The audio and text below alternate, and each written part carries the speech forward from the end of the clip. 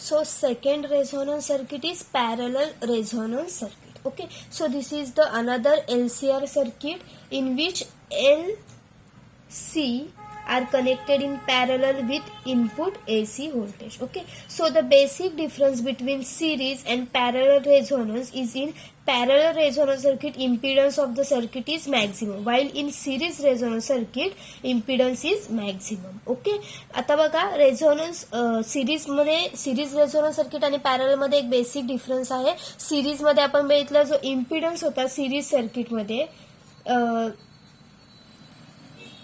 Series मध्ये जो impedance minimum होता आणि पॅरलल रेझोनन्स मध्ये जो इम्पिडन्स असतो तो मॅक्झिमम असतो. ठीक आहे, means in parallel resonance circuit impedance of the circuit is maximum. Parallel मध्ये इम्पिडन्स मॅक्झिमम असतो अँड सिरीज मध्ये काय असतं करंट मॅक्झिमम असतं. बघा सिरीज रेझोनन्स सर्किट मध्ये आपण बघितलेलं current is maximum and parallel resonance circuit मध्ये इम्पिडन्स इथे बघा इथे इम्पिडन्स आहे. सो ही जी डॉटेड लाईन आहे ती करंटची आहे. So impedance is maximum and current is minimum.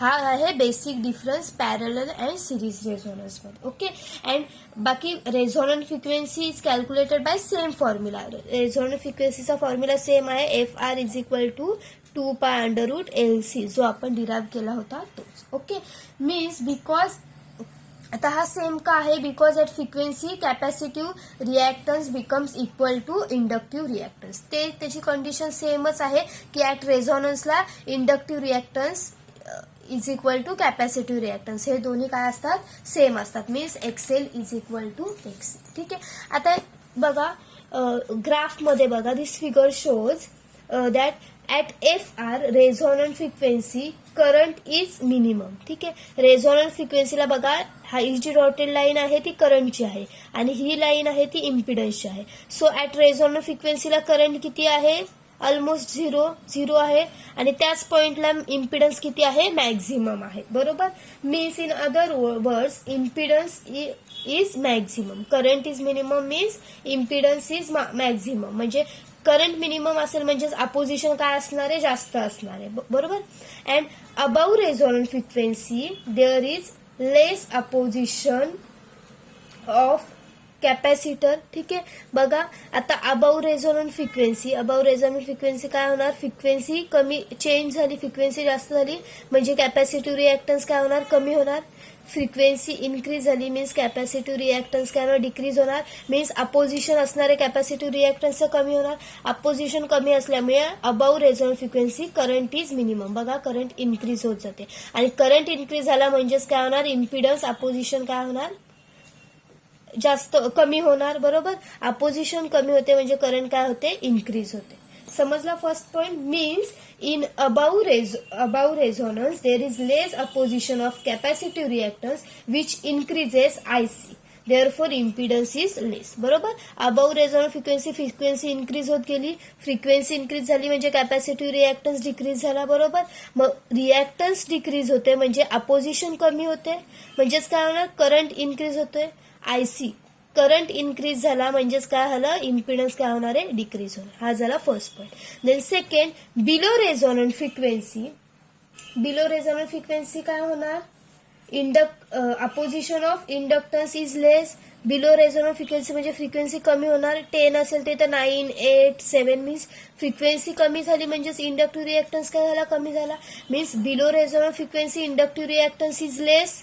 So opposition कमी आहे त्याच्यामुळे काय होणार अगेन करंट इन्क्रीज व्हायला स्टार्ट होणार. Current is maximum, current is increases therefore impedance is decreases. Okay, means above resonant frequency and below resonant frequency current is increases and impedance is drops rapidly. And at resonant frequency बघा at resonance capacitive reactance and inductive reactance are equal. बरोबर, at रेझोनन्सला आपली condition काय आहे XC is equal to XL therefore the current IC and IL are equal.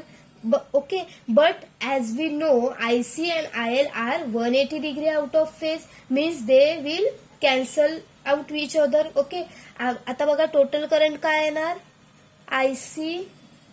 IL minus IC they are 180 degree out of phase म्हणजेच is equal to काय ना 0 means हे दोन्ही सेम असणार, त्याच्यामुळे ते एकमेकांना काय होणार कॅन्सल आउट होणार. सो त्याच्यामुळे करंट झिरोच येणार. त्याच्यामुळे at resonance frequency current is minimum आणि करंट मिनिमम असला म्हणजेच अपोजिशन काय असणार आहे maximum. So impedance is maximum. Okay, means at parallel resonance is known as band stop filter because it opposes band of frequency close to the resonant frequency. Therefore, it is also known as a rejector circuit. ठीक आहे, याच्यामध्ये graph समजला. At रेझोनन्सला current एकमेकांना cancel out होतात, त्याच्यामुळे current minimum असतो आणि impedance maximum असतं. Below resonant frequency and above resonant frequency current increases and impedance is decreases. Okay, समजलं दोन्ही मधला difference. In parallel resonance circuit impedance is maximum and in series resonance circuit current is maximum. दोन टाईपचे resonance circuit असतात. Resonance means it is the point in electric circuit which circuit gives maximum response. Okay,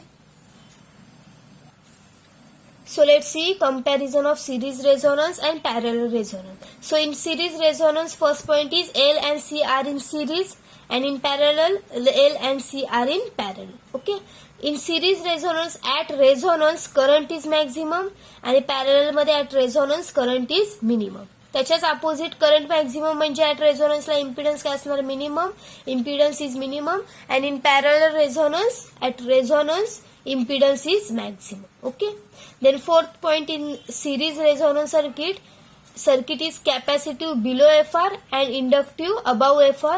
ह्याच्यामध्ये inductive below FR and capacitive above FR. ठीक आहे, then it is known as a band pass filter or acceptor circuit and इथे it is known as a band stop filter and rejector circuit. ओके, आणि formula दोघांचा resonant फ्रिक्वेन्सीचा same आहे. FR is equal to 1/2π √LC.